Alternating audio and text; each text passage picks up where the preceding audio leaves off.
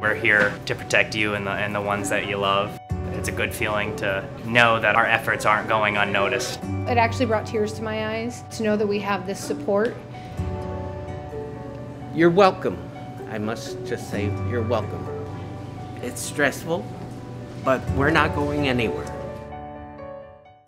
Welcome to another edition of Bucknell Men's Track and Field Decades. My name is Todd Newcomb, and we have the decade of the 2000s here at Bucknell. We've got some great former track athletes joining head coach Kevin Donner and one of our current student athletes, pole vaulter Nick Marino, who's a senior from Horsham, Pennsylvania. Nick, thanks for being here. So I want to thank Geisinger, our sponsor. Geisinger has done a great job throughout the pandemic, and they do a super job day in and day out with our student athletes here at Bucknell. So thank you to Geisinger for sponsoring tonight's event.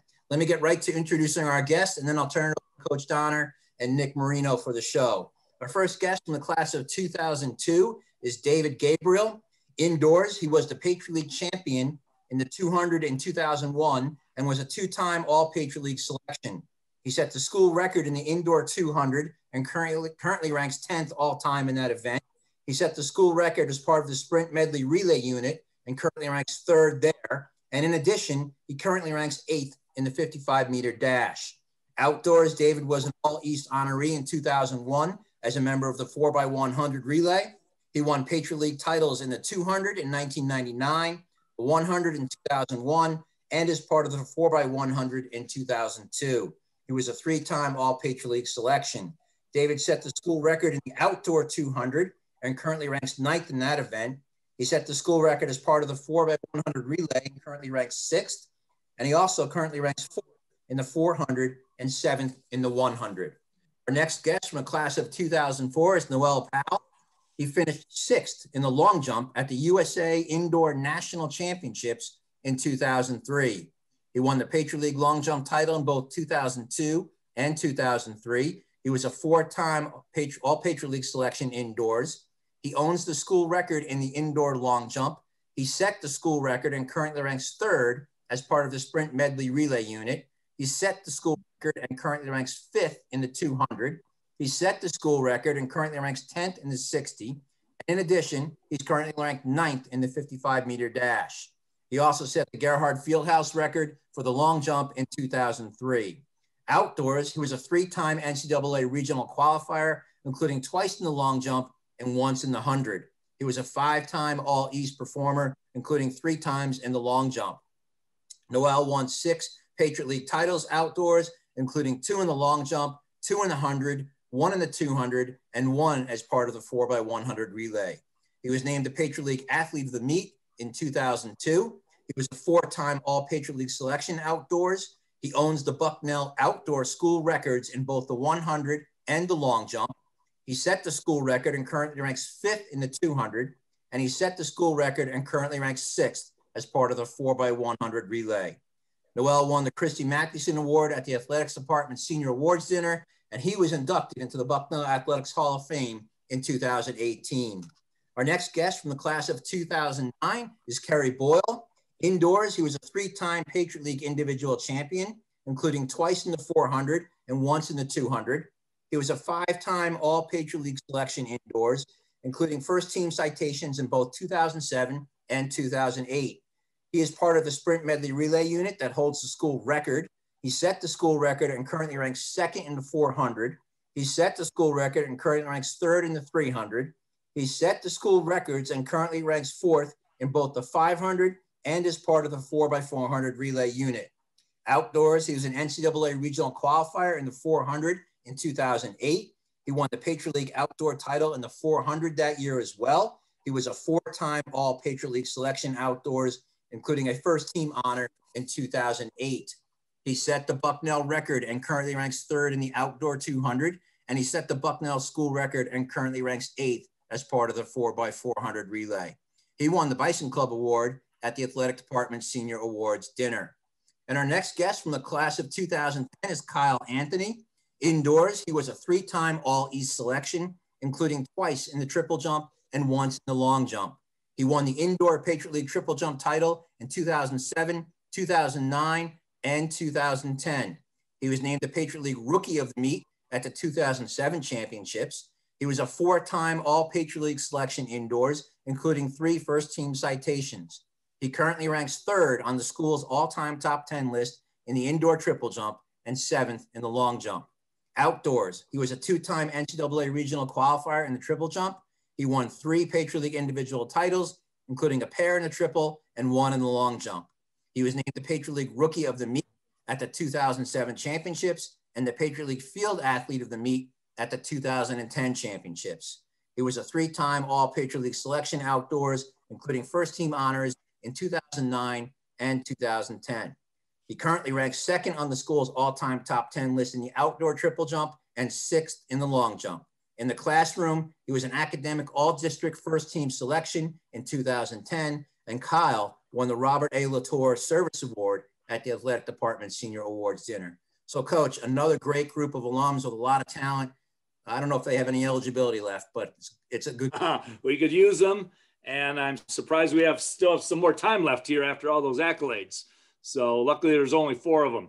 But guys, I was looking forward to this one for a couple different reasons. First of all, David and Noelle, you were on my very first team when I started in 2001, 2002. So you were the beginning of the decade. And then Kerry and Kyle, you guys are kind of the end of the decade there. So we, bookend that entire decade here, and this will be a good time. So I'm looking forward to this. But first of all, we're going to ask you guys to kind of update everybody on what you've been doing since graduation, as far as employment, family situations, things like that. And we'll start with Kerry. Thanks a lot for having me. I'm excited to see everybody and say hi. Since college, I've done a lot, and I met Phoebe at Bucknell, and we married in 2013. And in 2014, we had our first kid, Oliver, and he's 6 years old now. And then a few years after, we had Zachary, who's now he's coming up on 3 years. And just last year, we had Chloe to finally change around the boys. Thank goodness. We've lived in the DC area pretty much. Phoebe as soon as she graduated, and me about a year after. And we live in Bethesda, Maryland now. I work for an investment mortgage company, doing loans for people who do fix and flip houses, and that's pretty much it. All right, great. Well, tell Phoebe I said hi. Phoebe Hansen Hall was a middle distance runner for us during the time as well. So let's go down to Kyle there. Let us know what you've been up to. Sure.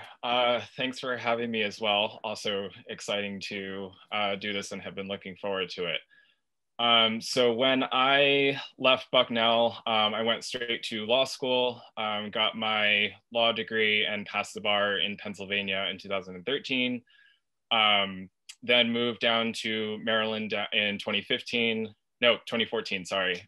Took the bar here, passed it, and have been practicing law pretty much since I graduated. Now I work for a hospital in Silver Spring, Maryland, Holy Cross Health, which has been very interesting to do during the pandemic because it's been absolutely wild.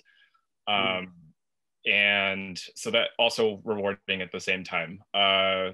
So that's what I have been doing. I live in DC with my partner, Kevin. And I've been in the DMV area, I guess this is going on 7 years. All right. And just an FYI, I went to the Freeze this past summer, and their big long line, and I saw Kyle there at the Freeze, and I'm like, what are you doing here, during a pandemic and all that? But that was good to see you, Kyle. I know you were just passing through Lewisburg, and you had to go check the Freeze out, so that's great. So, all right, now let's go to our old timers here. Mr. Gabriel, tell us what you've been up to. Well, first of all, again, thanks for having me as well. I've been looking forward to this since I ever got the email, getting the invite. So graduated in '02 and basically went back into the classroom. I've been teaching at my alma mater of Athens, up in Athens, Pennsylvania, for 19 years. I took the head track position there too in 2002. So I just recently resigned from coaching track and field at Athens. Kind of came back there, took that job and brought Bucknell's program and overlaid it with what I had done, what we previously were doing at Athens, and had a ton of success bringing that program to Athens. I recently just started last January before the pandemic, went back to get my administration degree. So I'm also now been forced to go up into the main office. So I'm working on principalship, looking to maybe slide into a position to being a principal come the fall next year, and still get my love of track and field with District 4. I'm the meet director for the meet. So I still get to see Coach Donner, towards the end of the season when he's making his recruiting visits. I got married in 2010. I have the opposite of what Kerry has going on there. I've got 2 girls, and we just had our third, our baby boy Colton. So he's 7 months. I have a five-year-old daughter in kindergarten, a 3-year-old daughter, and Colton's the new one. So that's about it. That keeps you busy. Oh, you better believe it. Any no plans to get back to coaching? I thought about it, but I got out of it because of the kids. Taking care of the kids, it was too tough. I like the orchestration of the meets, of kind of watching things go into place. I think there might be a time when my kids maybe get there. I know quite a bit about running for them, so okay. I see how they're running now, and I'd like to maybe correct a few things with them. But yeah, I'd really like to get back to it, but maybe later on. Okay, very good. And Noelle. Hey guys, once again, it's a pleasure. Thanks for inviting us. Obviously, pretty great to get back and kind of see everybody and see what everybody is up to. Myself, let's see. So start with the family side. I have 2 kids, Mackenzie and Mason. My daughter is 9, going on 25. My son is 7, Mason. So he's in 1st grade. She's in 4th grade. So they're doing their thing. Let's see here. I'm engaged to be married to my fiance in September 18th. So hopefully, while the pandemic is going, it actually will, be a somewhat normal, I guess, whatever that is anymore. So let's hope for that going through. Right after college, I actually started working at Kids Peace in Warfield, Pennsylvania. It's a residential facility for troubled youth, per se. So all the kids who got left back behind or couldn't be in school for any reason due to academics or anything of type went to a residential where I worked there for 6 years as a counselor. Left there and then went into the school. Wasn't a teacher like Gabriel at all, but I was the emotional support interventionist. So basically all the kids who were having trouble in school, they were in my class. And I was the one kind of supporting them and kind of making sure they kind of did what they need to do, focus on academics and behavior and stuff like that. Did that for another 6 years. I am now currently working at ADP. I don't know if anybody knows that automatic data processing. It's a payroll company. I work for the insurance side of things. So I make sure that you're compliant with the state for whatever it needs you to do to make sure you're not don't get fined pretty much. So that's what I do. Other than that, I mean, living life, I'm here at work, working at home. So ADP obviously allowed me to be working at home full time. Luckily, I get to do that so then the kids can, not go to daycare, that kind of fun stuff, and pay for that expense. I'm sure some of us may know what that's like. So I'm here living life. My dog, Max, is sitting on the couch watching basketball as we speak. So I am here right now. Very good. Very good. All right, let's stay with Noelle here and take us back to the recruiting process and how you ended up at Bucknell and why you chose to become a member of our track and field program. I think you have a unique story, if I remember right.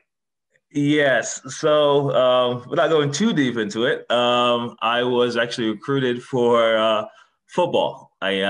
Coach Gad actually came to my home and spoke to my family and offered me ability to come to Bucknell. So I was originally for football. After playing my freshman season, I was supposed to transition over to track and field as part of the agreement, and came in and did my freshman year with track and field. Loved it. Things didn't go so well on the coaching side of the sport, football. So I was actually ability to transition over to track and field. They allowed me to kind of slide things from football to track and field, and they allowed me to be full-time track and field, indoor and outdoor. So a little unique. I was supposed to be there for football, kind of do both. Football didn't work out so well on that side, and I was able to kind of slide into the track and field and be here part of that. I'll leave some of the other juicy parts out of it, but that's the gist of that. All right, good. So track and field's gain there, Noelle. Track and field's gain. So, yep. And David, tell us about your recruiting process and how you ended up at Bucknell with our track and field program. I'm going to add to that real quick, though, with Noelle's, because one of the very first days of outdoor practice, I can remember Noelle jumped up and grabbed that crossbar for the field goal post and hung on to it, and it bent and it shifted so bad. And out walks the whole entire football team for spring practice, and there's Noelle holding on to the goalpost. Trying to, what do I do now, right? So there's a juicy spoiler for you. So Coach Golden recruited me my junior year. I remember our district meet was held at Williamsport, and I remember that my dad came up to me and said, "A gentleman down there wants to speak with you. He can't say anything to you. You got to initiate the conversation." So I remember speaking with Coach Golden, and he seemed to already know everything about me, right from my times to the girl I was dating at the time. He knew everything, which was scary.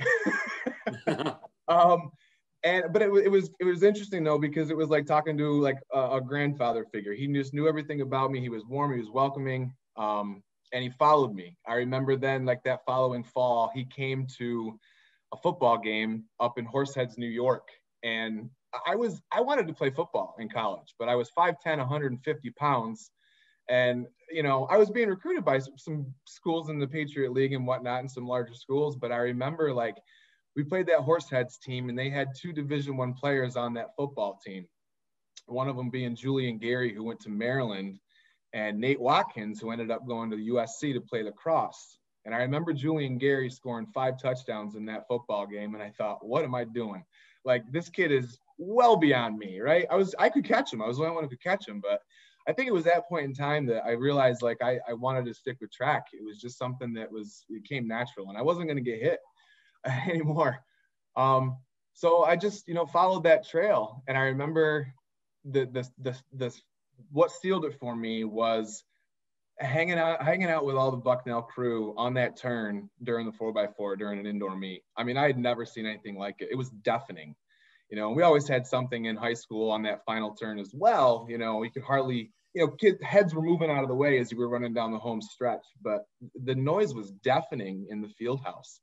And I was just like, holy cow, like this was something that was just like, I was excited beyond means just to be like a part of that as a recruit and see it. And I think I told Coach Golden, like, I was coming, I'll see you in the fall. And I had made up my mind, to do it, to go. So that's what did it for me. Yeah. So it was the visit and the track meet that got you there, huh? Yeah, it was a spectacle, it was a spectacle. And for the sport in high school, it doesn't get the credit it deserves. It never has. I just feel like it hasn't. And to see that, in that setting at a D1 level with big name schools at that meet, and I thought, I want to be a part of this. This is awesome. Great. All right, Kyle, why don't you tell us your story? Sure. So in my process of being recruited, I jumped kind of far in high school without trying to be really egotistical about it. You're heavily recruited, Kyle. You're heavily recruited. My junior year was very, very surreal. Like, I come from a very small town. Like, there may have been 50, 60 kids in my high school, and that was for 5 towns. So that whole like big school and like actual colleges like sending me recruiting stuff was a little surreal. Like, that one time was getting like, I don't know, like 4 or 5 letters a week for about 2 or 3 months. And sometimes they would come straight to the school, and it was very bizarre.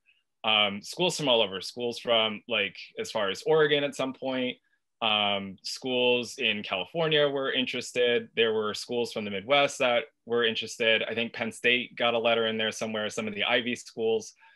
And I got a letter from Bucknell, and I really didn't know anything about it. And my math teacher at the time was a fan. He was like, wait, you got one from Bucknell. You need to check them out because I think that might be more your speed. Because he knew about me. He was a sports guy. He had followed like what was happening in the newspapers. And he also knew my family and was like, yeah, you're a smart kid. And you probably want to go to a school where, you know, if athletics don't work out because such a small amount of people from athletics actually go into professional sporting, you should really think about your full career. And this school might be that good balance for you. So I said, all right, I will check it out, filled out the form, and went to visit. And my first visit there was like, okay, I'm probably coming to this school. And I'd already visited 4 or 5 schools before then, but there was something about the campus that was just really like, you have to be here. And then after meeting the team and just really loving that team atmosphere, which is what I think makes a better team over just a bunch of individuals being individuals, I think is really what sold it for me. And then the fact that Mario Wilson, who was the jumps coach at the time, was so invested in that.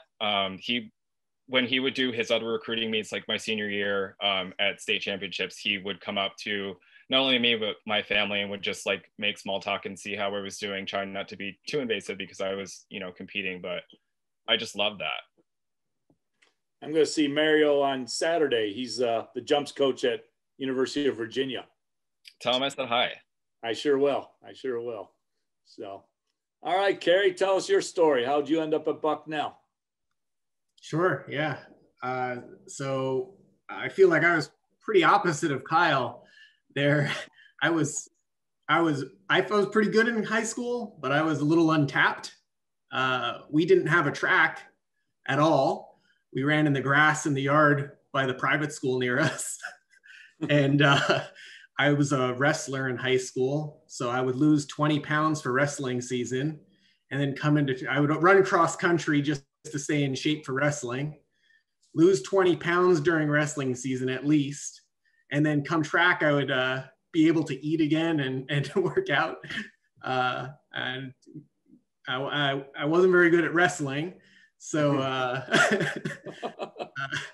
think I was running like 49s in high school in the 400, but I wasn't a sprinter. I was a hurdler. So I ran the 110 and 300 hurdles. And I think I took like 5th at states in my best year, but I didn't have any form at all. I had no idea how to hurdle. My older brother taught me. I don't know who taught him. So Klim recruited me, and you know, when I came to Bucknell on the trip, just like David said, and Kyle, the team atmosphere, the meet itself, like it was a spectacle. It was interesting. I felt like I would be valued there, and I felt like it was a small enough team where I could have somebody really help me get to be as good as I could be. And I do feel like I had that at Bucknell. I really, really enjoyed my whole experience in the track there. But yeah, fortunately, Coach Hobson saw me hurdle once, and I think I only ran the hurdles in 1 meet ever. That was the end of that. and we shifted events. Shifted. Yep. That happens. But yeah. We picked the right events for you there, Kerry. Yep. So we picked the right events. So, all right. Why don't we let our student athlete ask the next question. Nick? Yeah, unmuted. Hello. Thanks for having me on here. So I guess the first question I'm going to ask is, what advice would you give me or any other athletes that are in our program today about the college track and field experience at Bucknell? Why don't you pick a guy there, Nick? All right, Kerry. I'll just re-ask this question, sorry. What advice would you give me or any other athletes on our program today about the college track and field experience at Bucknell? Yeah. So one, have as much fun as you can, because it is really, really a special time. Like I said, I totally loved track. I loved running. I love my teammates. I love practices, and really, 10 years later or so, just make sure you put it all out there. Every time you're at practice, try your best. There's no reason to dog a practice, because there's not going to be that many. There's only a finite number of practices left before you graduate and age. So definitely enjoy track, but do have fun with it. Don't go crazy. It is a priority, but it's not the only priority. So definitely enjoy it and do your best. Okay, thank you. So do I ask? I guess that I'm asking this to everybody. Okay. Alrighty. David, the same question. What advice would you give me or any of the athletes on our program today about the college track and field experience at Bucknell? Yeah, this was a good question. Kerry, I agree with everything you said too. It's 19 years have gone by and it feels like I just left. Like I have so many memories that are just right on the tip of my brain that it happened like yesterday, I feel. But I think like one of the things that I, to tell all the athletes, now is that the coaches that recruited you to be at Bucknell, they know your capabilities. They go after the best people that they possibly can. And they know what your potential is and they know what you're going to bring to the team. And it's real easy to get caught up in what Kerry said, the practices and, the competition, and that part of it, you get so caught up within so fast that you might forget the classroom. And I did. And I struggled early on. I did. I dug myself a hole and had to get out of it. I got out of it, but I thought I was at Bucknell to run track. And that was my first priority. And I'm sure the coaches appreciated that at the time, because the performances, they speak for themselves. But I like Kerry said, that ability is going to go away. That 10.65, that 21.50, that's gone. I'd be lucky if I ran 30 seconds now in a 200 meter dash without blowing a hamstring or something. But you're going to be in a profession the rest of your life, and you got to focus on the grades. So, but have fun with that track and field, the practices and whatnot, like Kerry said. So, okay, thank you so much. Kyle, hello. The same exact question. So what advice would you give me or any other athletes on our program today about the college track and field experience at Bucknell? You guys took all the good ones. No, that's definitely true. I echo both what Kerry and David said, but if I could add on to that, take advantage of the times that you have to spend with your teammates when it is not practice time. I can't tell you how many times that I have just hung out at the CAF, although I don't know how much you guys are actually able to do that right now. But I couldn't tell you how many times that just after practice, especially if it was a late practice, just having dinner and then just sitting and just hanging out with the team, eating, joking, laughing. Those are probably some of the hardest times that I've ever laughed in my life. Going up to, the library with some of the people who, needed to finish late night projects. Take advantage of those times. Those times are going to be the ones you remember most. Like maybe once in a while you remember, staying up till 2 or 3 in the morning trying to work on some paper or assignment or lab or something. But really, it's the time that you're going to remember is actually spending time with people, the memories that you make, the stupid stuff that happens when you're, just kind of goofing around or taking a break or whatever. Obviously, study and get your stuff in, but just remember that you're not a robot and that you always have people to rely on and people to talk to, and make sure that you just keep up those relationships, because even 10 years later when you run into those people, it's like you're back at Bucknell again. Thank you. So such like really good advice. Really appreciate it from everybody. Who else? Yes, last but not least. I got you. Don't worry. I got you. Scroll through it. I got you. No worries. Yeah. So, what advice would you give me or any other athletes that are in our program today about the college track and field experience here at Bucknell? Well, I echo what everybody else said. It's very similar. I'm a lot on the Cal side as well, with just embrace the friendships. I mean, you're running with them, you're jumping with them, you're half crying with them half the times. Your hamstrings are pulled. You're in the in the office with trainers. All these things. You're going to spend a significant amount of time with the people that are on your track and field team. So it's never a one-person show ever. No matter how well you're doing or how bad you're doing, these people are always going to be there to support you, pick you up, all the kind of stuff. Coaches are there to make sure you do the best you can.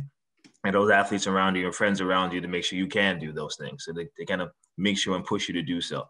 So these friends, these people that you're kind of working every day, hours and hours a day with, and traveling with, and blood, sweat, and tears, the whole thing, embrace that moment. Because those people are going to be your lifelong friends. Like you said, sometimes you haven't seen them in 10 years, and all of a sudden you run into them. They're like, literally all the thoughts, all the memories, all the good, all the bad things literally pop up, and you're smiling for absolutely no reason. So it's simply just like that. Enjoy the experience. You're obviously there for academics as well, so make sure you focus on that after practice while you're icing your legs, and sit down with your book, do what you need to do. At the end of the day, embrace the time, embrace the experience, every meet, all the time with your friends, the sad, angry, the smiles, all that stuff. Because at the end of the day, you're there to build relationships at Bucknell and be the best you can. So enjoy that. Awesome. Thank you so much. All right, I'll get back to some questions here. And Kerry, tell us about your most memorable experience as a member of the track and field program. Yes, this is a pretty easy one. Won indoor Patriot League championship at Bucknell, the men's 400, coming around the last turn. And like David was saying earlier, just the place was shaking, roaring. And I was in first, Kevin was in second, Kevin McLeod, and Guy Castronova was in third. And we took 1, 2, 3 against Army and Navy and whoever else is in the league. It was a good time. That was a big one. That place, it might never have been louder. Yeah. While I was there, absolutely true. That was the loudest. I was totally ecstatic turning around after the finish line and seeing our team there. It was awesome. By far, most memorable moment in track. All right. Well, I remember that. Very memorable.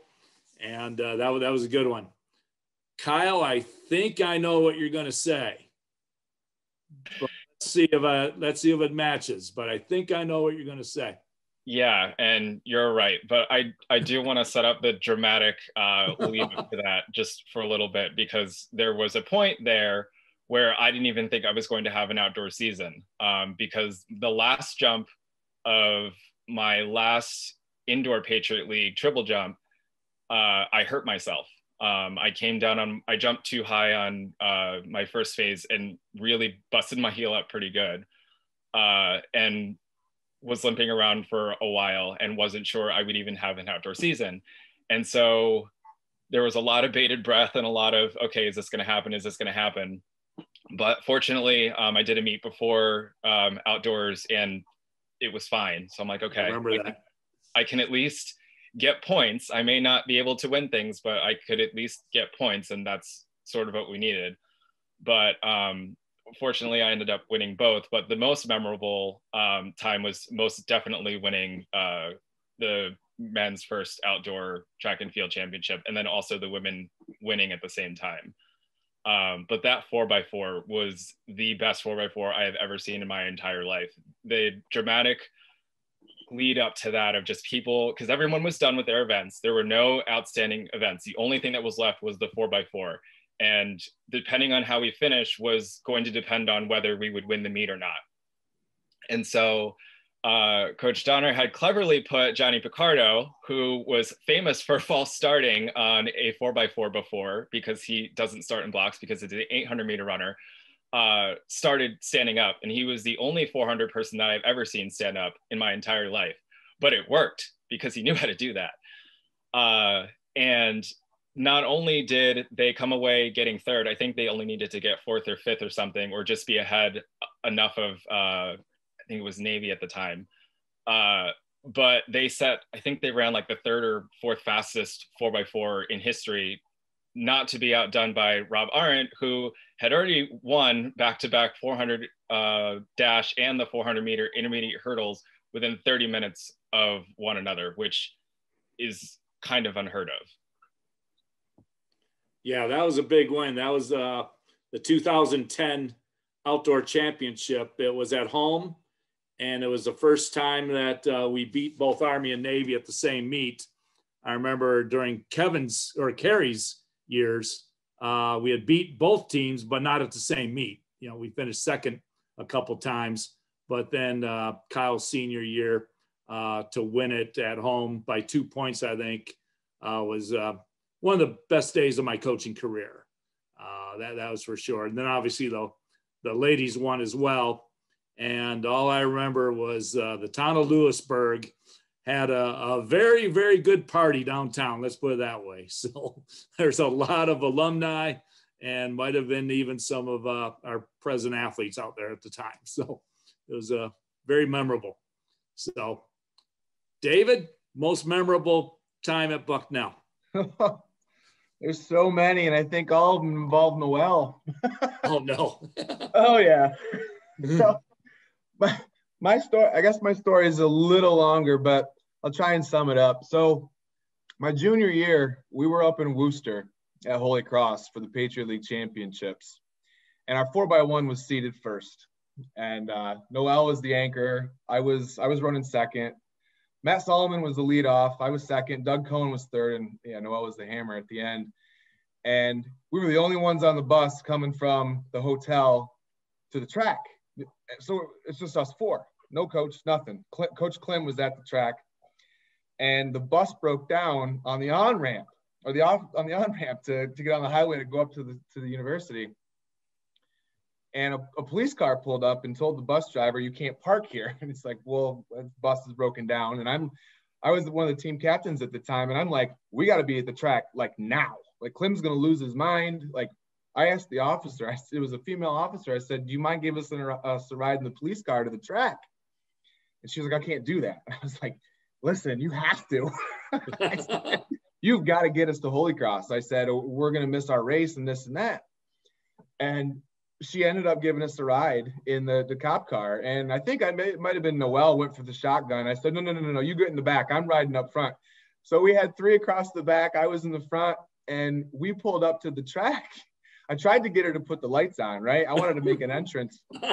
And so here we are, the 4x1 getting out of the car. And I remember Klim coming up to us like, "What did you do?"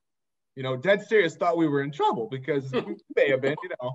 And we went out, we ran the race, and I goofed. I left early. And it was nip and tuck with us in Army, and we had a 2-command call. And I just got so jacked up, and Solomon came off the turn, and the command was Buck and then Nell. So Buck was the go and Nell was the exchange. And I thought I heard it, and I didn't. I left early, had to slow up, got the stick, we got it around, but we ended up taking second. Noelle gave it everything he could at the end, and we lost by a hair. And it ate me for a whole year. So senior year, we were at Lehigh, and like that was my focus. Was I've won the 1, I've won the 2, I want a 4x1 title. And I sat still till I heard Solomon yell Buck. I said, "You make sure you yell it as loud as you can." So we ended up taking the gold in that 4x1 at Lehigh. I got some redemption, that's just one of them that, you know, I think was one of the most memorable things, the check off that I wanted to do before I left there. So, and, you know, had some fun, I guess some fun doing it. You remember that, Noelle? Well, that one at Lehigh was my first year. So I remember Yes. you guys winning that. That was good. Yep. Good. So, all right, Dave. Well, thank you. And Noelle, most memorable experience at Bucknell? Well, weirdly enough, transitioning all the way, it was actually at Lehigh that year was my most memorable. Mine started off a little different, but it was so Dave's senior year, my sophomore year, I believe it was when we were at Lehigh, if I remember that correctly. My grandmother, which was like my heart at that time, passed away on my 21st birthday that year. Dave might be able to remember that. Yeah, it was tough. So when she passed, she was my biggest support for everything. And that year, I kind of dedicated that year to her. And shortly before that meet, she passed. And so I was like, well, this is the culmination of our year. This is our Patriot League championship. And that was the most memorable meet to me because of how everything panned out. I ended up winning 4 goals that year in some races where I should not have won any at all. I think it was that push, that drive for her support, her passing. It was kind of like, well, if there's going to be a year for me to do it, this is going to be the year for me to do it. And like Dave said, that 4x1 was one of our first races. Long jump, the 100, the 200. I even remember closing my eyes on the 200, coming around the turn. I don't even think I remember much of it other than my eyes being shut for the last 50 meters. I swear. I don't remember opening my eyes. I don't even remember what was happening. It was just simply that meet was between everything that was going on in my life, my friends, the drive we had, the determination we had, and her still continuing support at that moment. I think that year was my year. 4 goals that year. And everything else is blur. Other than that, I know Dave knows we have a lot of memories together, all that good times we had, even a cop ride. I remember coming out and people looking at us like 4x1, Bucknell, coming out of the cop car, jogging down, warming up, ready to go for the race. It was almost too intimidating at the time. I didn't know what to do with myself. I was stuck in the back seat, long legs, and we were turned sideways. It was great. It was fantastic. But that year, that meet was probably the meet of my life, I probably can say. I just remember everything else about anything else. It was just that focus at that time, and everything panned out, everything lined up according to plan. It was absolutely amazing. All right, great. For the record, that was the only ride we ever got in a cop car, Coach. That was the only one. Mr. Newcomb, that was the only cop car ride we ever got while we were there. While you were there, yeah. So well, that's good to know. Good to know. Glad I had a clean team there. So, all right, Kerry, tell us about the person that you most admired as a member of the team and why. Sure. I mean, I admire my wife, but a different kind of admiring, I think, that you're talking about.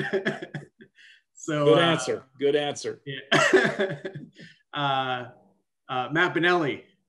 He was very welcoming.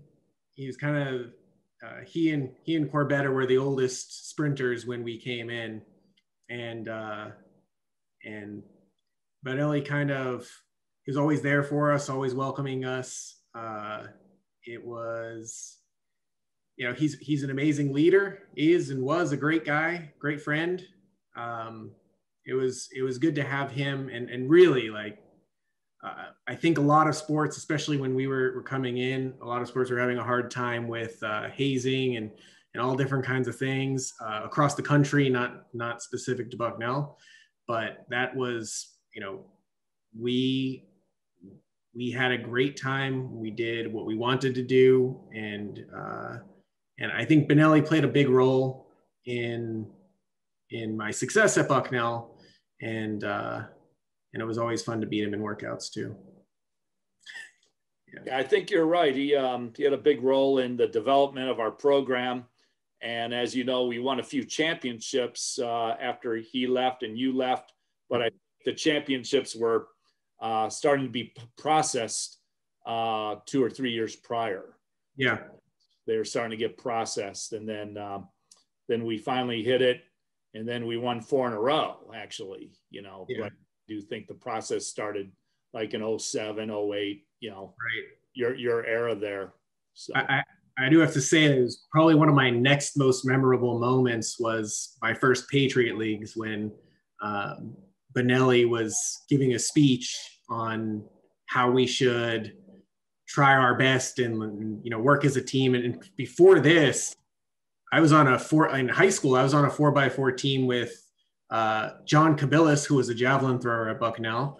And he ran like 56 at best.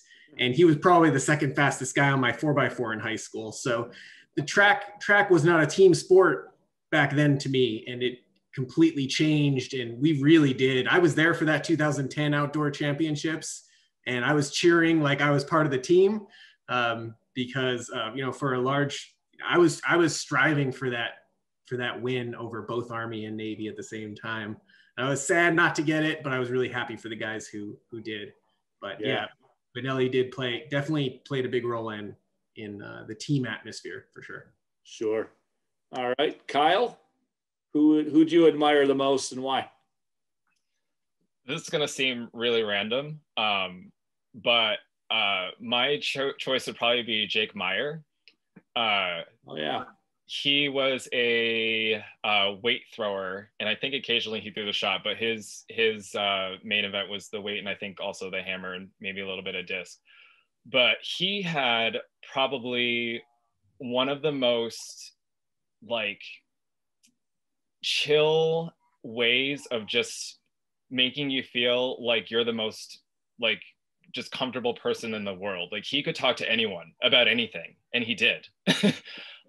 He was just such a personable guy. He really cared about track and field. He really cared about the people on the team. He was very fired up about really wanting to carry on Benelli's legacy in terms of, you know, him really setting sort of that tone and really carrying that forward through his, you know, through his being a captain. He was a junior when I was a freshman, and he was probably one of the first people that I talked to when I was just getting on the team, and like he was getting to know people and just going through that process. And I really admire him just because he wasn't the most like, you know, scoring person ever, but when he scored, man, everybody knew about it because he was also loud, but never in an obnoxious way. It was always just, you wanted to have you on it because he was kind of like a big kid, but don't ever cross him because he also, when he got serious, it was kind of scary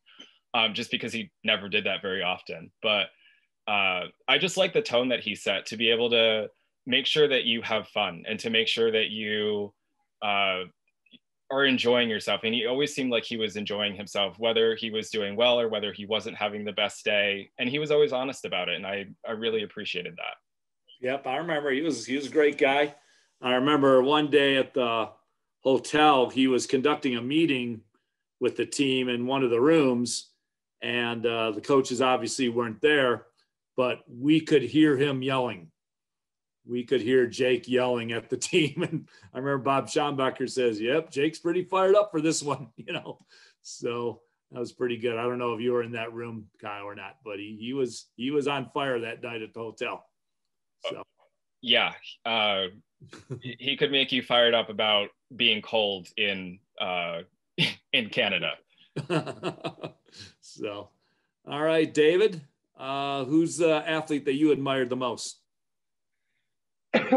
Well, this was a tough one too, because I had just a phenomenal group of guys that, you know, that recruited me, that brought me in, and, you know, getting there, meeting my roommate, and you know, JC Whitaker was one of, you know, was one of them. But I think when it boils down to brass tacks, I really took just a close-knit and established a great relationship. He's probably gonna kill me for the things I say, but with Brian Scheiding, I was really impressed with Brian's ability to be real away from the track.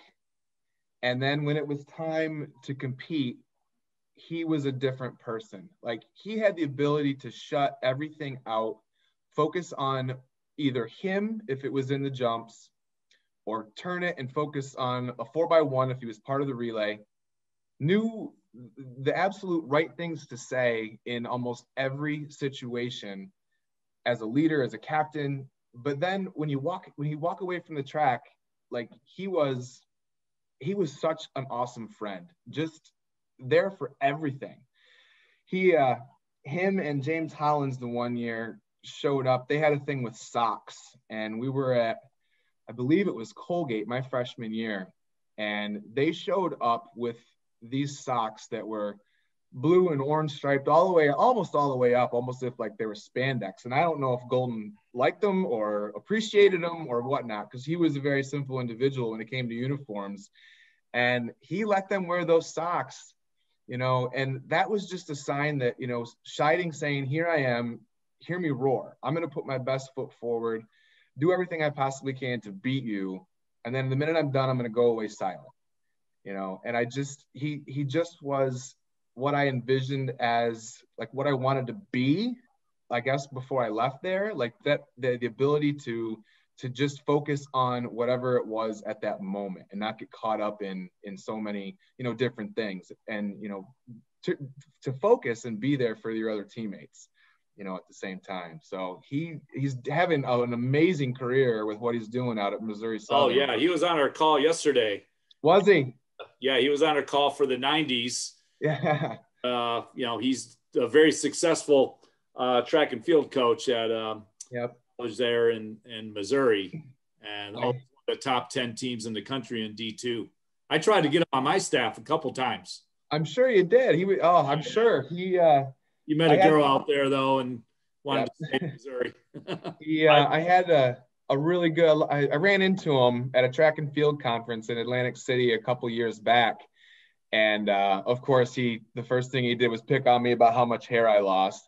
And so I picked on him about his accent that he developed. I said, buddy, you're from York, Pennsylvania. I said, you shouldn't have that much of a Southern drawl going on. But so I haven't seen him since. Every once in a while, I get a text message here and there from him. But, he's just one kid that I really just looked up to and took me under his wing, and showed me what needed to be done as a part of the men's program at Bucknell.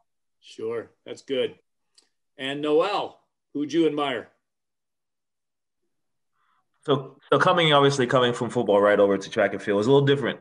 So, because I spent the majority of my time with those guys over there. So it was like a first day of school kind of thing, coming over to track and field and kind of seeing how you guys did things there. And I can remember one of my first practices, kind of walking in and watching how everybody did things. And was there, Dave was there. Dave was the captain there. He was doing his thing. And when Coach Clem said to me, one of the first times I got on the track, which Coach Clem kind of way, he says, "You think you're fast, right?" And I said, I think so. I feel that way. Like I wouldn't be here if I guess technically it wasn't. He goes, well, everybody here is fast. And at that time, Dave was coming around the track. Gabriel was coming around the track, just form and flying along, goes, he's fast. And I was like, okay, all right. And one of those things that stick in your head, like, we haven't really spoken much, but he knew that just for the short conversations we had before coming over to track and field, he knew what he needed to say to me to have me focus. And the moment Dave came around the track and he was flying along smooth, I was like, that's the guy. That's the guy right there. That's the one right there. So it was more of he's the fastest guy we have. Coach obviously challenged me to be the next guy or whatever up. And Dave and I started a great relationship pretty much, I think, from that day on. Every practice, he was a guy. Everyone wanted to be around Dave. Dave was a personal guy, friendly guy, and he was genuine. And that's one of the things that I think I remember the most. He was always honest. He was always genuine. He told you the truth. He will make you understand it, but there wasn't much fluff going around. He wasn't going to let you just dance around. He's going to be straight to your face and honest. And we built a great relationship from that point on, all until he left. I was seeing him until now. And we haven't seen each other in probably forever. But it was that track and field practice was to practice. You're going to put all you got in there. We're going to be a team. We're going to try to beat each other.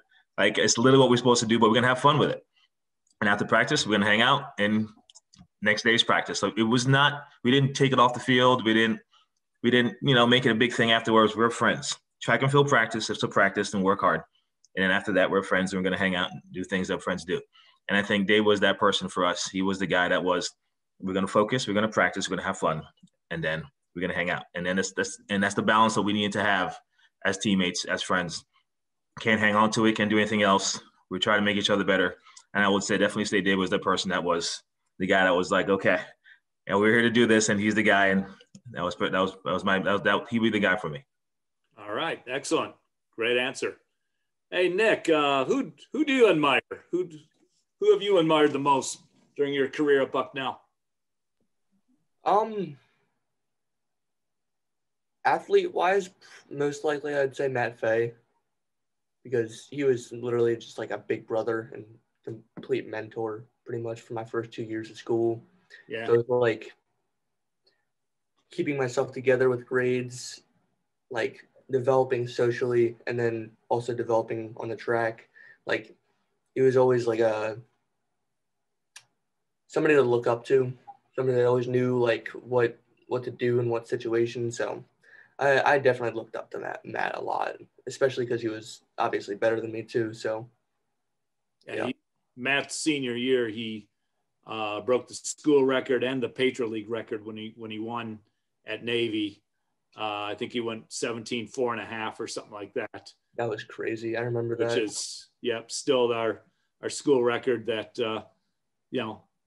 indoors, unfortunately, you're not going to get there, Nick, because you didn't have an indoor season. But I didn't even have a chance to get at it. Yeah, yep.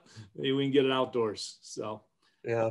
You have a final question here, Nick. Why don't you ask these guys it? Yeah. I guess we'll start with Kyle. So what advice do you have about networking and finding the right job after I graduate from Bucknell? Oh, that's fun, because I didn't have a real job until like 3 years after I graduated, because I was in school. So in thinking about this question, I guess one thing that really pops out of mind is to use your Bucknell network, especially with the track and field network. There are so many of us, and all of us are involved in so many different things. So I think maybe tapping into the Bucknell network might be helpful for you, especially tapping into the area that you think you might be moving into. So if you're thinking, hey, I'm going to move to the DC area, which is a pretty large Bucknell population area, there are lots of people around. I'm sure Coach Donner could connect you to, current alum who would be more than happy to help folks. I mean, I'll speak for myself, but I know I'll also speak on behalf of them, but I think most alum would be more than happy to talk to you and give you advice and give you just some guidance, even if it's just, hey, I'm thinking about doing XYZ, or hey, I see that you work at this company, what sorts of things do you do? Is there any time that you can spare to just talk to me for, 10 or 15 minutes? And I think most people will be more than happy to give you that time. I think part of it is just knowing who to ask and just asking. Okay, thank you. It is honestly, it does get kind of difficult to ask people for like advice and stuff for some reason, but like reaching out, and especially like going through Donner to Coach Donner to kind of help me connect and stuff like that. That definitely really good advice. Thank you, appreciate it. David, again. So what advice would you have for networking and finding the right job after Bucknell?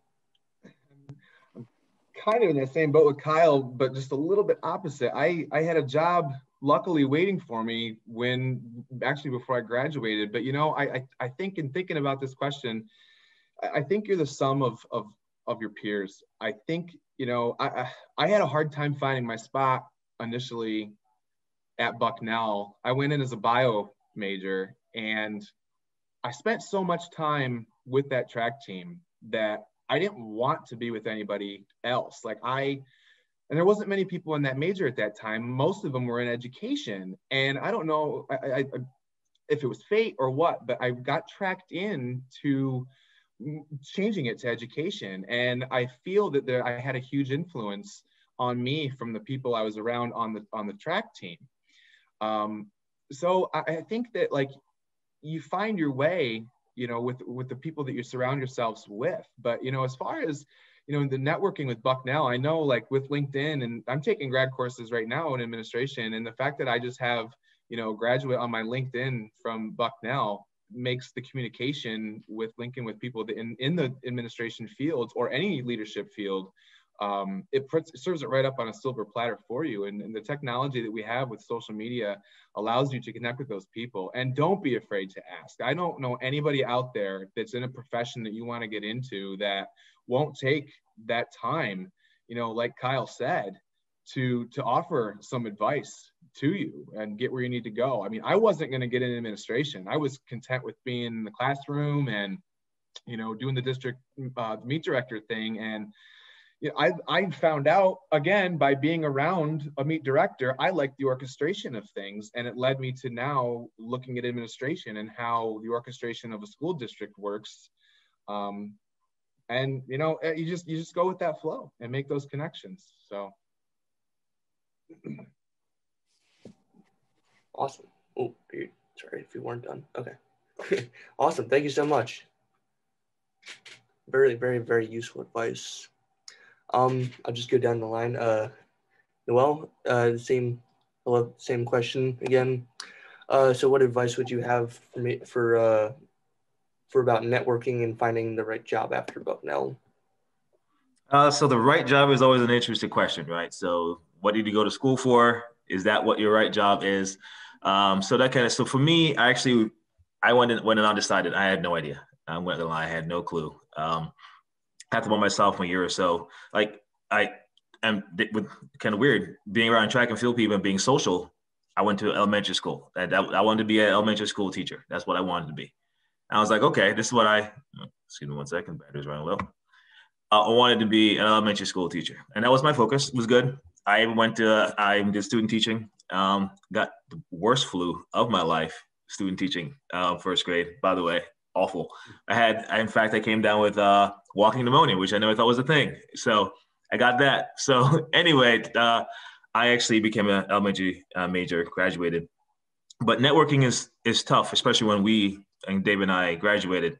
Bucknell, we weren't, networking wasn't like we just, go back to your hometown. There was another Bucknell person there, or where you're going to go to school is another Bucknell person there. In fact, later on, there was an app or something like that. I remembered where you could locate fellow Bucknellians. It was kind of weird. Like you could actually type it into your local area and then people around how you can social. We have the Allentown, Bucknell. We have that now where you can, wherever you're going, you can actually find that. Networking now is going to be a lot easier in the sense of finding other Bucknellians. Obviously, socially, it's going to be tougher because you're, at home or wherever you are at the time to kind of go out and do that. But like everybody else, don't be afraid to ask the question. Beyond there, if you're on Facebook or anything of the sort like that, there's going to be people out, there's going to be groups, whatever that you're into or looking to do, there's going to be people around to help with that, guide you. Take your friends that you built at Bucknell right now, have the conversation with them. Have the same thing. Some of you guys are graduating together at the same time. Find out what they're going to be doing, what they're going, where they're going to be moving, where they're living, what they're kind of into, what they're not into. Use the people that you're with now to help you guide you where you're going to be. Your first job after college may not be the job for you, but understand that. Do your best you can at it, but it may not be the job for you, but go somewhere else. I probably had 10 to 15 different jobs after graduating college while still having the same full-time job. It's just that you do many things as possible as you can, and you'll find exactly what you need when you need to do it. So don't be discouraged by any way. Network with your friends, people who are graduating with you at the same time, people from your area. When you go home on family visits, just find out what's going to be around and stuff like that. You'll find your way. It's not hard. And always reach out to anyone, even one of us to help you. It won't be a problem at all. I guarantee you we're all know enough about life at this point to guide you and help you with anything you need. So don't stress that. Talk to your friends and anybody else you can talk to about now. We can help you. Okay. Thank you for your words. I really appreciate it. Alrighty. I think Kerry is the last one here. Hello again. So what advice do you have about networking and finding the right job after Bucknell? So start with finding the right job. You have a long, hopefully long life in front of you. You know, plenty of time to find the right job. I don't know how many people actually do find the right job right after they graduate. I think 2009 was a pretty tough year, if I remember correctly, in finding a job. It was a struggle for real. I failed at networking for sure. So I can give, you know, some advice from the other side of things. If somebody wants to network with me now, what I would appreciate. But back then I did not use a network at all. I ended up working at Best Buy as a salesperson for a couple years before I realized I really am good at and like sales. And then I got into the mortgage industry, which has worked pretty well. And I really enjoy real estate, especially on the investment side. So that's what I do, and it ends up working out, and eventually you're going to find something that you do like. So don't feel discouraged if you don't find something in the first year out of college. It's not the end of the world. You can take it one step at a time, and don't feel bad about just getting out there and working anything just to work, because you might find something that you might like. You might talk to somebody or network with somebody while you're working that, you know, leads you into what will end up being your career. And on the networking side, if anybody were interested in real estate or investing in real estate, that kind of thing, the best way to reach out to me would be through probably Coach Donner. Anybody who wanted to do that or was going to the DMV area, was looking for something to do, and reaching, you know, working with your coach and trying to tap into the network through your coach. I think that would be a strong way to do it.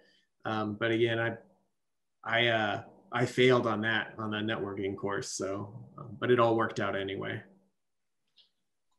Yeah, I'll add, networking is hard and it's awkward, and not that many people really like it that much, because it's awkward to ask people for help, because you, as a Bucknell person, I'm sure, are self-motivated and all that other stuff, and asking for help is sometimes difficult because it makes you vulnerable. But it is a skill that you do have to develop, and the more that you can practice it, the better you will get at it. And I say that being as a person who initially really didn't like networking, because I just thought it sounded like sucking up, until I rewired my brain to thinking about it as that's not what it is. You're really just getting to know people, and they're getting to know you to see if your skills match to the point where it would be something where it'd become a working relationship. Okay, thank you so much. That is, honestly, it's really relieving to hear from you guys. That I've been dealing with a lot of like anxiety about like what we're doing and stuff like that. So it really helps the soul, I guess, to hear this from you guys. Really appreciate it. All right, one more question here, guys. This is my 20th year as head track and field coach at Bucknell. So I took over for Art Golden, who was there for 31 years. So there's been only 2 head coaches in 51 years within our program. But I'm always looking for advice on to better myself as a coach. And I'm going to ask each of you to give me some advice of what I can do as a head track and field coach. Now, talking about networking, I asked this same question about a month ago to a group. And Greg Costello came up and said, you know, you should do a job fair with alumni and networking. And we literally, I set that up, and we had a Zoom meeting, and we had about 30 alums. I don't know if any of you guys were on it, and about 50 of our athletes were on it. We broke it into groups and breakout groups, and it was great. So just an FYI, whatever advice you give me, I will listen to and maybe follow up on. So, Kerry, what kind of advice would you give me as the head track and field coach at Bucknell? Sure. So just want to say that I think you were a really great coach, and the amount of thought that you put into placing people in different events was it was impressive. And so to give you advice, I feel like it's like giving the master advice. I really thought you put a different level on trying to win a meet. Patriot League Championship was a chess match to me. Yeah, and you did well. Like a chess match. Yep. Well, so just from listening to everybody here and talking about it and kind of reliving my experiences, I think it would be good if you like really put a lot of thought into who you're putting the recruits with, or really make sure that the recruits are getting with the right person. It's hard because there's so many recruits and so many people come in, but it's also so important to make sure that that's right. And getting that locked down with the right person is definitely an important first impression. And I think that, and speaking about networking, I didn't know what to do. I probably should have talked to somebody about it. Should have talked to the coaches, but if you ever have any networking things, I'd be happy to join that and be part of that. All right, great. Kyle, what kind of advice are you going to give me? Like Kerry, I also struggled with this question just because, again, like you're a pretty masterful tactician when it comes to predicting the Patriot League championships and where people go for those types of meets and predicting who's going to do what. So again, feels sort of awkward doing that. So I will also try to go off script a little bit. And I think, and I'm sad that I missed the networking thing. I had some other engagement, so I wasn't able to be part of that, but perhaps having more of those, maybe not like a ton, but just having more of those opportunities for alum to sort of, weigh in. And we think we're going to make it a yearly thing now. Okay, well then maybe twice a year. It was a great success. I guess the only thing I'll say, and this is going to sound really cheesy, but and I think it's something you're constantly doing anyway, so I guess this is just more a reminder, but just continue to remember why you love track and field. I feel like sometimes it's so easy to get wrapped up in meets and getting wrapped up in some of the paperwork and getting wrapped up in some of the bureaucracy. And sometimes that little, or that shimmer of stepping out to a meet and getting those meet anxiety butterflies that make the meet awesome can sometimes dim a little bit. And I guess I would just encourage you to just continue to remember why you love the sport of track and field, and continue to see it through the athlete's eyes, because I think that's really the best way to sort of live through that experience. Sure. That's great advice. And I try to do that. Sometimes I get a little wrapped up into the job and like you said, the paperwork. And, sometimes I remind myself that paperwork will be there tomorrow morning.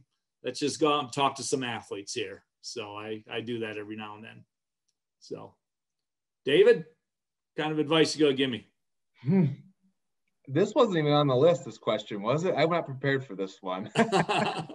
No, Coach, you came into Bucknell, and we've had this discussion before. You came in a very difficult time at Bucknell with track and field, with the death of Coach Golden and whatnot, and taking over the program, and that was a rough spot for you. And I know, like, there was some athletes probably that we didn't give you all the credit that was deserved, and I'd apologize for that if that ever came across to you that way from myself. But a couple years ago at the district meet, I was still taking advice from you. I came up to you and was talking to you about just the schematics of the meet, and you suggested to move the 4x8 from in the morning to under the lights and really crank it up. And I thought that was a really good idea. And we ended up moving the 4x8 relay to a Friday night. It's a 2-day meet. So we moved it Friday night under the lights, and all the distance runners were fresh, or mid-distance runners were fresh for that. And we got some really crazy cranking times under 8. I think we had the one year we took the states, I think we had the top 7 schools out of District 4, and they were all under 8 minutes. Yeah. In the 4x8 relay. And it was one of the greatest moves ever for that meet. And the coaches loved it, and you've given such great advice that, I think the communication factor is something that you've always been good at, but don't forget that, like you said, just there with, just mingling with athletes, keeping that communication with athletes. And even when you see them later on, I'm sure you do that all the time with myself. I seek the orange out at track meets. I know you're there, seek you out to just say hello, but just that communication is so key, as moving forward with the program. And always seek for the person to put in charge of your program, that you want to keep all the schematics in place. When you choose those captains, or you have kids, choose those captains. What do you see? Who emulates the best vision of that program that you want to still remain throughout those years? So, that's all I would say. All right, good. And I didn't mind being challenged that one year by your senior. I did not mind that at all. So, all right, Noelle, what advice you gonna give me here? I mean, it's kind of going last is always fun because you get to hear all the things all you possibly may have been thinking. But I think, be honest, is what I've learned from some of the best coaches I have ran into is be as personable as you can with your athletes. You are their head coach. That's the title that you will always have. You're going to take care of them and make sure you put them in the right position. But be personable. Learn who they are. I'm sure most of the times you already are anyway. You know where they're from. You know what school they are, their family, their so on and so forth. Learn their likes, their dislikes, this kind of stuff like that, because it will help you motivate your athletes more than just we're at a track meet and your job is to run as fast as you can or jump as far as you can and so forth. I think learning some personal things about some of these athletes and things that they're passionate about other than track, just some things that are you want to just connect with them more. I think when athletes find out or realize that their coach understands them more and just know the track and field itself, that they know they play guitar or something like that, and you just bring up something about it and you're like, oh, he's paying attention. Like, it's just that sometimes athletes can, when they connect more with coaches in that sense, that you have a better influence on motivating to do something, because they see that you see them. Yes, we're there to run. We're going to do all the things we're going to do, but it's almost like you can see them beyond who they are. And a lot of these athletes will share those things. You'll see that. You see what they're listening to, or you'll hear what they'll listen to on the bus ride, or whatever it may be. Just you've been a great coach since the time we got there. Like David said, you came at a different time for us, but you were always there to listen. And you did a really good job of listening, and a good job of watching and seeing what we did or didn't do better or didn't do well. And you put us in the right position to do so. So continue doing what you're doing. It's going to be sure it's a tough time now, especially since you can't spend as much time with your athletes as you could before. But keep doing what you're doing, driving what you're doing, focus on what you're doing. You're doing a great job. So I don't have much advice to you other than just keep rocking like you're doing. All right. Well, thanks, guys. That's good advice here. And while we're here, Nick, hey, give you a little bit of advice here. I may or may not listen to it or follow up on it, but I want to hear some advice. Just keep in mind, I might get even on you, though. You're muted. Yeah, I saw that. Give me an alert. Sorry about that.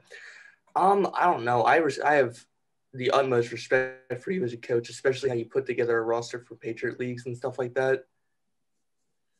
I don't know how you do it. It's incredible. I mean, if I had any advice, it would probably be just to create a better connection between either the individual event group coaches and the strength coach, or like if you and your athletes are using the strength coach. I don't really know the dynamic there. All I know is that like there's been like disconnections in the past, but like now there isn't because like we're working out alone. So it was always a weird situation. But I think that's literally the only thing I could ever pull out of this. Well, yeah, we have strength coaches now where we didn't have them back when you guys competed. And, it seems like we get a new strength coach every year, by the way, that works with track and field, and there's different philosophies, and, some of our coaches use them, some of our coaches don't use them, things like that. They're a great resource, but that is good advice. We should probably know exactly what's going on in the weight rooms there. So thanks, Nick. Yeah, I have no other things to say. You're an amazing coach. Well, thank you. So, well, guys, this was a lot of fun. And once again, it kind of connected two different bookends of the decade. My very beginning with David and Noelle, and then, 7-8 years later with Kerry and Kyle there. And the program has, developed, and we've had some real good times. There's been rebuilding years, and, the conference has changed with the addition of Boston University. They're a very, very good track and field team, and Navy's all in and Army's all in, and it's a good league. It's a real good league, and you guys would be proud to see come back to a league meet. I think we're hosting outdoors next year, and that'd be good to get you back, and it'll be good to get alumni back on campus. It's been a while since we've had an alumni get together, and I'm thinking of one big blowout at the Patriot League Outdoor Track and Field Championships in 2022 at the Christy Mathewson Memorial Stadium. So I'll get something formed and get a bunch of you guys out and get an alumni tent going on with some food and drink and all that, and we'll watch a good track and field meet. How's that sound? That would be awesome. All right, good. All right, Todd, it's all you.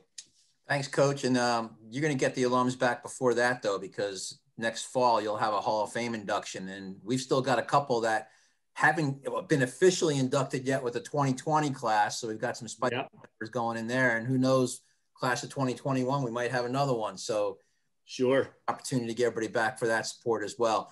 And before I turn my comments to Nick and the alums, I wanted to follow up on something Noelle just mentioned. And he talked about, getting to know your athletes and knowing what their life is, what's going on and everything. And I wanted to give a shout out to one of your peers, guys. I was over in the field house earlier this week, and Coach Richard Alexander was walking with his athletes, and they were walking the track. I believe they were doing a stretch before the workout, and he kind of just walked a little bit behind each guy, and he just said, well, I'm throwing out names. Tommy, how you doing? What's going on? And he did, and I watched him. He went from guy to guy to guy, and very, very much showed the interest, that you guys are talking about. And I know Richard's, in the same decade as you guys, and I wanted to mention what a great job he's done for Coach. And that's part of being a good head coach, is hiring those good guys as your assistants. So Richard's done a great job. Nick, I want to talk to you a little bit, and thank you again for taking the time out tonight. We really appreciate that, and wish you the best of luck at UVA this weekend and this spring. And I want you to go break that record in the pole vault. So good luck to you. Thank you. And thank you for having me on. I really appreciate it. All right. And guys, what a great call. I knew this would be. So good to see all of you. Sounds like you're doing great. One of the things I hope that Nick takes away from this is that the Spike Shoe program, and Coach has heard me say this on all of these calls, there is not one like it in terms of our athletic programs at Bucknell. And part of that might be that there's been 2 coaches in 51 years, but Nick, you're part of something special. When you leave Bucknell, it doesn't end. The Spike Shoe program is strong well beyond the years that you're at the institution. So, as each of these guys mentioned, be sure when you're looking for help or you've got any kind of question in life, reach out to anybody in the program. And everybody to a T has said, there's no way I wouldn't take that call. They're part of the program. So just to thank you guys for all that you did while you were members of the team, everything you did. And then I also want to thank you for what you've done since you left Bucknell. We can't have the kind of program we have without the support that we get from our alums, and we really, really appreciate that. So I do want to take 1 second to let somebody come in and say a special hello before we sign off. So Kerry, you got somebody there who wants to say hello? Hello. Phoebe, how's it going? Hi, Phoebe. Good to see you. And all right. So fun. I'm so on your all your kids there, and Boy, They're that's sleeping, thank goodness. good to see Hopefully you. all night. Hopefully all night. Keep your fingers crossed. No, fingers So, crossed. what year did you graduate again? Were you Oh my goodness, 2008. Feels like eight? so long Okay, ago. gotcha. I remember. Yep, part of the mini group. I know, yep. Cross country mid all the way. All right, You look good. the same though, Donner. Oh my goodness, you look the same. I did. Oh, thank you. Yeah. Well, all right, guys. Again, I all you appreciate athletes keep me young. appreciate everything you guys do and have done. And for those of you that tuned in tonight at home to watch, we thank you for doing so. And go Bison.